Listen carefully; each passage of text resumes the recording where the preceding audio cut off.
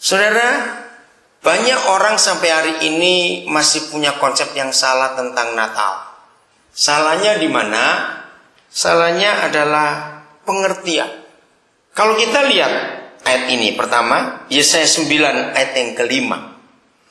Sampai hari ini saya masih menemukan bahwa begitu banyak orang yang beranggapan nama Yesus yang hebat itu konsepnya adalah Bapa di surga yang memberikan. Tidak.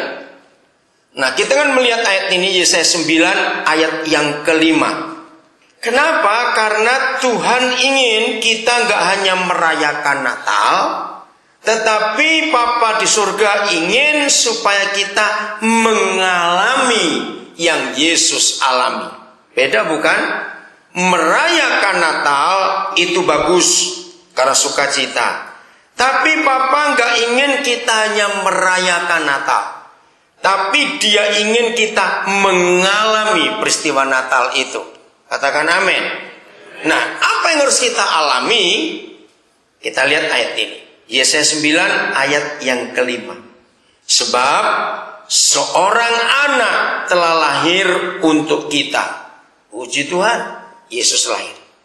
Tapi lihat fasenya, tingkatannya. Dia tidak anak-anak terus. Lagi sekali, dia tidak anak-anak terus. Seorang putra telah diberikan untuk kita. Naik lagi. Yang ketiga, lambang pemerintahan ada di atas baunya. Saudara, inilah fase dari kehidupan Yesus Tuhan kita. Dan fase ini harus terjadi dengan kita juga. Saya bersyukur berapa hari ini kemarin di Seoul, Jumat malam pas Natal kami di Seoul, puji Tuhan. Untuk Ibu Endit dia beri hadiah Tuhan, pas salju turun. Wah, baju pas kami jalan salju turun, pas tanggal 25 Desember. Berdoa dengan suara Sony. Lalu kemarin kami ada di Changwon. Nah, saya itu bersyukur kepada Tuhan. Gereja Korea beda dengan Eropa, Australia, Amerika. Dalam hal apa? Ya, saya cerita karena bulan yang lalu akhir November bersama Pak Iwan juga kami ada di San Francisco. Ya, masih banyak gereja sampai hari ini merayakan Natal. Itu pasti ada gambar atau boneka bayi Yesus. Nah, di Korea tidak. Itu saya kagum sekali. Ya, sudah dari dulu begitu. Maksudnya kok Korea tidak ada bayi Yesus begitu ya? Bagus sekali. Saudara perhatikan. Setiap Natal kalau gereja mendisplay atau memajang model bayi Yesus itu penghinaan betul-betul. Coba saya tanya begini kepada saudara. Ini di Indonesia. Ya, di Indonesia ada peraturan di semua tempat-tempat resmi, kantor-kantor pasti ada fotonya siapa dan siapa? Presiden dan wakil presiden. Nah, bayangkan kalau apa yang gereja bodoh itu kita pakai cara itu. Jadi yang dipajang fotonya presiden masih bayi dan wakilnya masih bayi. Kira-kira bagaimana? Ayo, walaupun mereka pernah lahir, ini pasti harus pikir, betul enggak? Walaupun mereka pernah lahir dan jadi bayi, wah itu bakal urusan besar itu. Betul enggak? Kalau foto mereka yang dipasang masih bayi. Hana umur berapa Pak Murita? 6 tahun. Ayo kita tanya Hana. Walaupun dia masih umur 6 tahun. Walaupun Hana umur 7 tahun nanti kita rayakan ulang tahun, lalu yang dibesarkan oleh papanya itu foto dia waktu masih bayi baru lahir, 40R, gede sekali. Kira-kira dia suka atau tidak? Ini anak kecil loh, saudara. Dia suka atau tidak? Jawab coba, dia suka atau tidak? Enggak, dia akan malu. Coba renungkan. Berabad-abad setan sudah menang atas banyak gereja di dunia. Yesus dibayikan terus.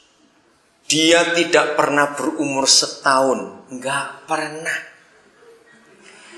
Kalau dia lahir 25 Desember, berarti 25 Juni dia umur berapa? Cepat lama sekali. 25 Juni umur berapa? 6 bulan. 25 Oktober dia umur berapa?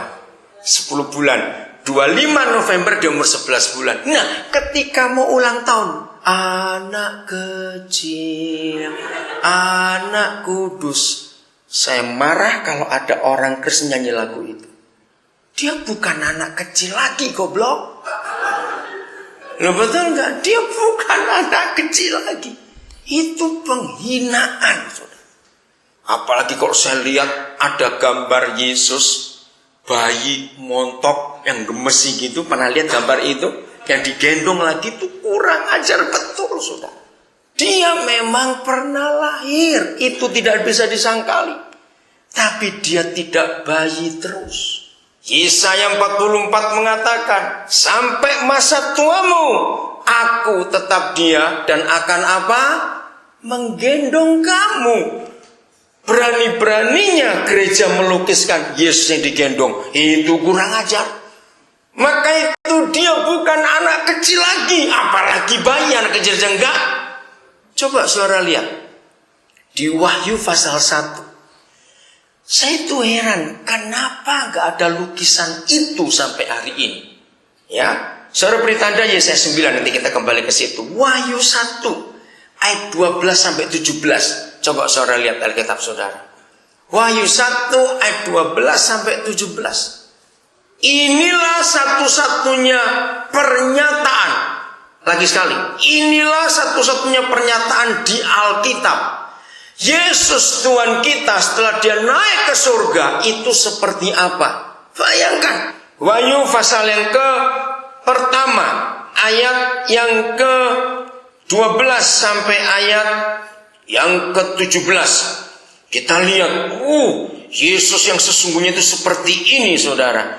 Maka itu kita jangan sampai salah memandang dia, meremehkan dan menghina dia. Lalu aku berpaling. Ini pewahyuan Yesus kepada Yohanes. Lalu aku berpaling untuk melihat suara yang berbicara kepadaku. Dan setelah aku berpaling, tampaklah kepadaku 7 kaki dian dari emas. Ini lambang Roh Kudus, lambang kemuliaan Tuhan. Dan di tengah-tengah kaki dian itu ada seorang serupa anak manusia. Kenapa pakai kata serupa? Karena Yohanes ragu-ragu. Yang aku kenal gak seperti itu. Maka itu Yohanes bilang serupa anak manusia. Lanjut. Berpakaian jubah. Nah ini dia. Yang panjangnya sampai di kaki.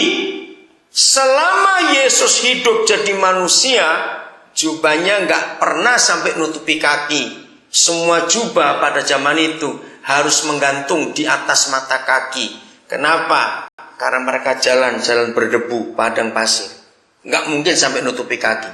Ini sudah membuat Yohanes bingung. Yang kedua, dan dadanya berlilitkan ikat pinggang dari emas.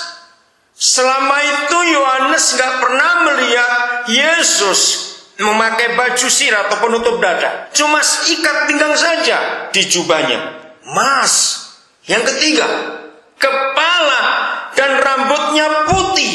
Jangan bilang ubanan, awas. Ini bukan uban ini, saudara. Kepala dan rambutnya putih, bagaikan bulu yang putih mentah. Dan matanya sudah lain lagi. Yang terakhir Yohanes lihat gurunya kepalanya berlumuran darah, pakai mahkota duri. Sekarang berubah. Yang keempat, yang selanjutnya, matanya. Yang selama Yohanes kenal Yesus Tuhan, matanya mata kasih, mata yang lemah lembut, mata seorang gembala. Hari itu dia berubah. Matanya bagaikan apa? Nyala api. Maka itu dia bingung, kenapa Yesusku sudah berubah seperti ini. Belum selesai. Kakinya yang tadinya penuh dengan debu. Masih ingat di Lukas pasal 7? Perempuan itu masuk membasahi kaki Yesus dengan air matanya, masih ingat? Dan dia seka dengan rambutnya. Hari itu Yohanes bingung. Kakinya mengkilap bagaikan tembaga membara dalam perapian. Belum selesai. Tadinya suara yang dikenal oleh para murid, suaranya halus, suaranya lembut, suaranya penuh kasih, suara gembala, berubah suaranya bagai ngedesal air bah.